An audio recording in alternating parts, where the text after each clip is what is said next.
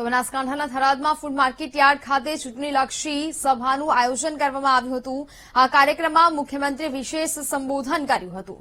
સંબોધનની સાથે સાથે કોંગ્રેસના પૂર્વ પ્રદેશ મહામંત્રી અને રાજપૂત સમાજના આગેવાન ડીડી રાજપૂત સહિત કોંગ્રેસના અનેક હોદ્દેદારો અને કાર્યકર્તાઓએ મુખ્યમંત્રીના હસ્તે કેસરીયો ખેસ પહેરી ભાજપમાં જોડાયા હતા। મુખ્યમંત્રીએ સંબોધન કરતા કહ્યું હતું કે દરેક ક્ષેત્રોમાં આપણે આગળ છીએ। મેડિકલની સીટોમાં જે વધારો કરવામાં આવ્યો તેનાથી ડોક્ટરોની અછત પૂરી થશે। માર્ચ મહિનામાં ભારતમાં જીએસટીની આવક 1.78 લાખ કરોડની થઈ, જે એક ગર્વ લેવા જેવી બાબત છે।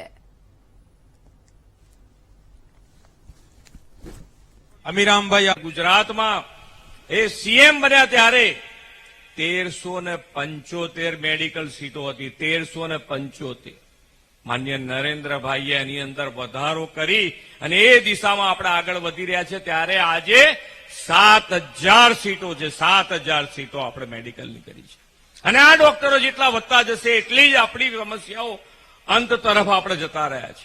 2 કે 3 વર્ષમાં પૂરી કોઈ જગ્યાએ ડોક્ટરની તકલીફ ન હોય એ રીતનું આયોજન। અને આજે અહીંયાની વાત નહીં, આપણા દેશમાં પણ એવી પરિસ્થિતિ છે।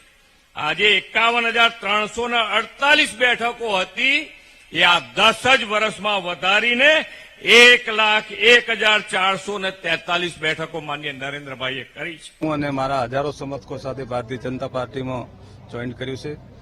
છેલ્લા 10 વર્ષથી ભારતના પ્રધાનમંત્રી તરીકે અને ગુજરાતના મુખ્યમંત્રી તરીકે જે નરેન્દ્ર મોદી સાહેબે કામગીરી કરી અને આજે જે આપણો દેશ દુનિયાની અંદર દેશનો ડંકો વાગી રહ્યો છે, સામાન્યમાં સામાન્ય માણસથી કરી અને દેશમાં જ્યારે પ્રગતિ થઈ રહી એનો લાભ મળી રહ્યો, સામાન્ય માણસને પણ એનો લાભ મળી રહ્યો હોય, દેશ ખુશખુશાલ હોય, દેશની તિરંગાની આન બાન શાનનો જ્યારે આપણે ગૌરવ સાથે જ્યારે એનું સન્માન કરી રહ્યા હોઈએ ત્યારે હું એનાથી પ્રભાવિત થઈ અને છેલ્લે જ્યારે હજારો વર્ષનું હિન્દુઓનું એક પ્રતિક સમાન રામ મંદિરની પણ પ્રતિષ્ઠા મોદી સાહેબના નેતૃત્વમાં થઈ હોય ત્યારે હું મારા અંતરના આત્માને અવાજને સાંભળી અને ભારતીય જનતા પાર્ટીમાં આજ જોઈન કરી રહ્યો છું।